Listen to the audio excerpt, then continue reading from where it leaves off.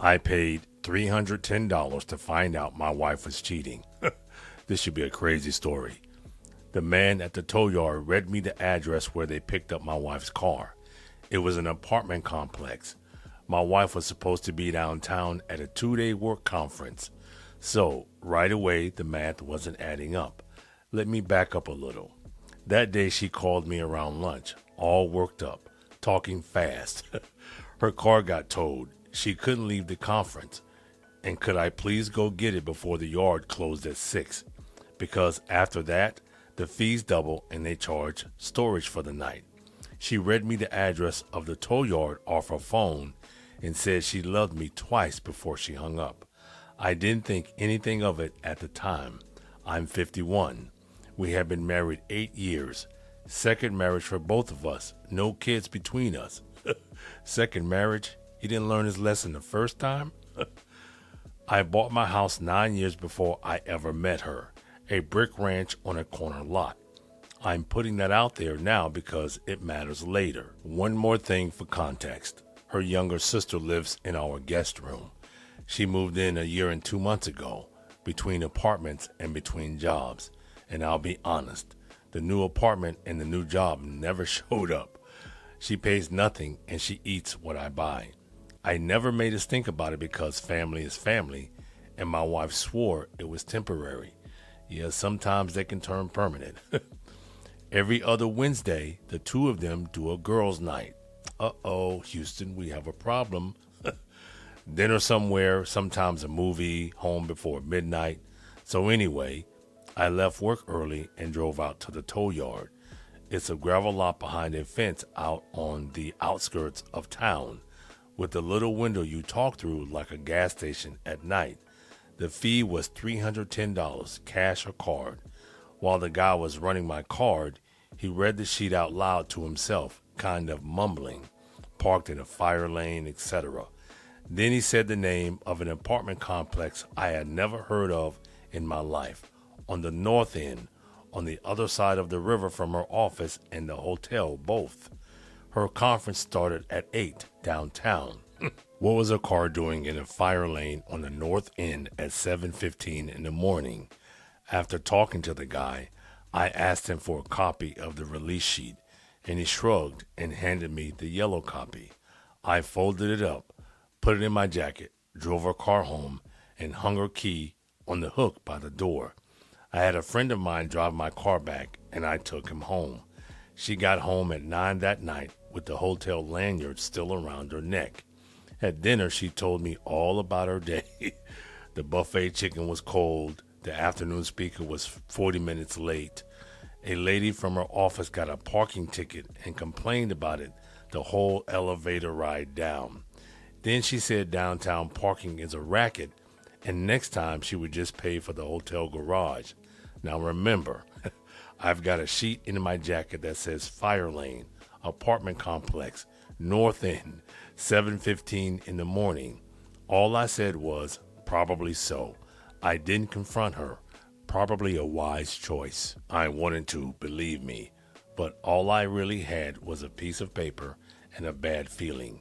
And if I showed my hand right then, I would never find out what was going on. So I decided to sit tight and watch. I'll be honest, the not knowing was the worst part. Before that tow sheet, I had no clue, no gut feeling, nothing. She kissed me every morning. We had a cruise booked for the fall. Probably saved them some money. Whatever she was doing, she was carrying it around like it was nothing. And once I knew that, I started sleeping about 4 hours a night. Girls' night came around 6 days later. There we go with the girls' night. They left together at 6 o'clock in my wife's car.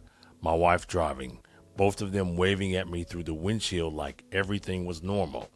At 8 o'clock, I drove to the address on the release sheet. Took me about 15 minutes, and there was her car, parked under the carport, backed in, 2 spots down from the same fire lane she got towed out of. The sister's car was still sitting in my driveway because they left together. Where in the hell was her sister? So girls' night was really her dropping her sister off somewhere and heading over there. Guys, in most cases, girls' night is just a cover. It's just a cover. So I got out, walked up, took up my phone, and took 3 pictures. One of her plate, her car in the carport, and one from the end of the driveway. Then I drove home and put the game on and could not tell you who was even playing. They came in at 20 to midnight laughing about something, and my wife's hair was wet. The next morning, I caught the sister in the driveway on her way out and asked where they ended up last night. She didn't even blink. The new Thai place, her sister got the drunken noodles. The portions were huge. They almost got the mango sticky rice, but the wait was too long. She had the whole thing down like she had rehearsed it in the mirror. So I pushed it a little. I said, "What street is that on? Maybe I'll take your sister there for her birthday." She said it's the one next to the nail salon on the boulevard. Well, there was a Thai restaurant next to that nail salon. It closed at the beginning of the summer. Paper over the windows. I drove past it on my lunch the next day just to be sure. So now I've got the release sheet, the pictures, and a restaurant that doesn't exist. And the whole time the sister is living in my house for free and lying to my face right along with her. Yeah, remember what he said, family is family. Okay. Needless to say, I was done watching. I took a half a day that Monday and sat down with the divorce lawyer. I slid the release sheet and the pictures across his desk. He looked at everything for about a minute and then told me something I did not expect. He said, "You don't need any of this, and nobody is going to ask you for it. Where we live, it's no fault. It doesn't matter who did what.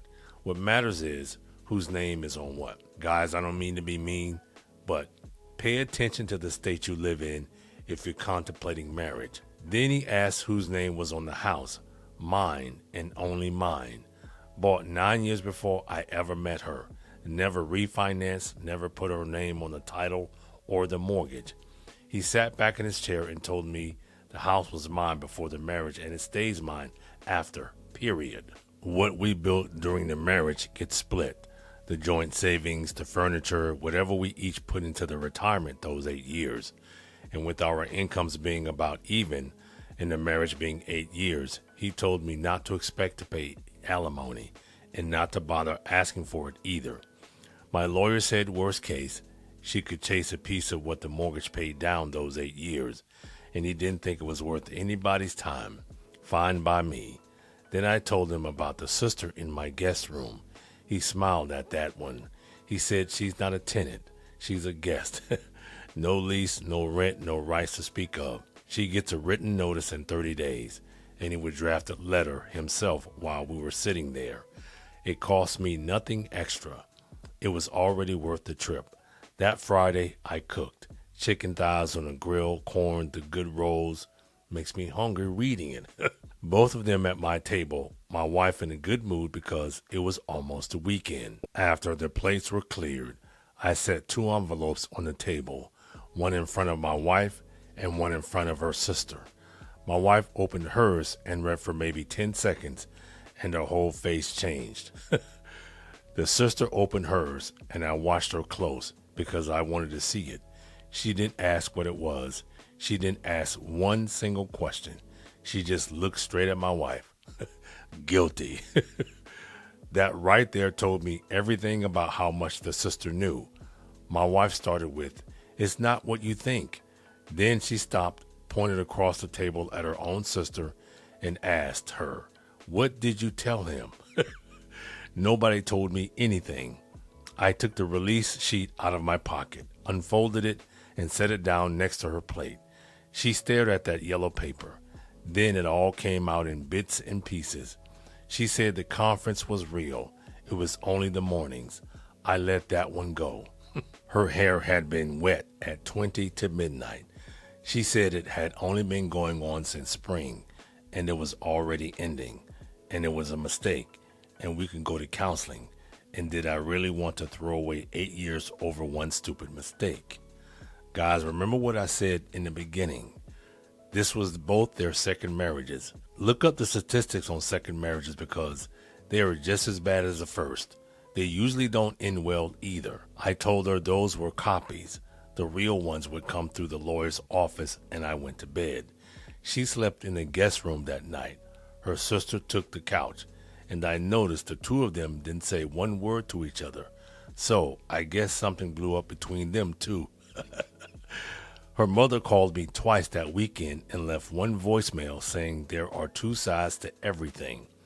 The sister kept trying to catch me in the hallway to explain that she never wanted to be in the middle of it. I told her the letter said 30 days, and the letter meant what it said. She was out in 19. Went to their mother's place. On her way out, she took the toaster, which was mine, and honestly, I let it go. It wasn't worth the phone call. The divorce took 5 months start to finish because there was nothing to fight over. The joint account had $62,000 in it, and it split right down the middle. She kept her retirement, I kept mine. We split the furniture in one afternoon with sticky notes, and the house never came up once because there was nothing to talk about regarding the house, and it was in my name from 9 years before I ever met her. She moved to the north end, into that same place where her car got towed. I know that because it's the address on her half of the divorce paperwork. You can guess why she picked it. Then in March, I get 2 calls from her in one afternoon, and then a text asking if I could help her out just this once because her car got towed again out of that same fire lane. She said she had only stopped for a minute to unload groceries, and I quote, "I knew how that yard worked. Why is she asking him? How about asking a man you've been shacking up with? Ask him for help. Don't ask your ex-husband for help." I did know how that yard worked. $310 cash or card, and the fees doubled at 6. I never answered her. Not my problem anymore. Well, in my opinion, I don't think he should have got married the second time. I'm not saying second marriages can't work, but statistically speaking, they don't work. And men, if you're contemplating marriage, pay attention to the state you live in. Realize what's at stake if you guys get divorced. I'm just saying. I'm not against marriage, but statistically, marriage is not a good investment. It's just not. You lose everything you worked for, pretty much. And why would you want to give somebody a second chance who betrayed you? Don't give anybody a second chance who betrays you. See you in the next one.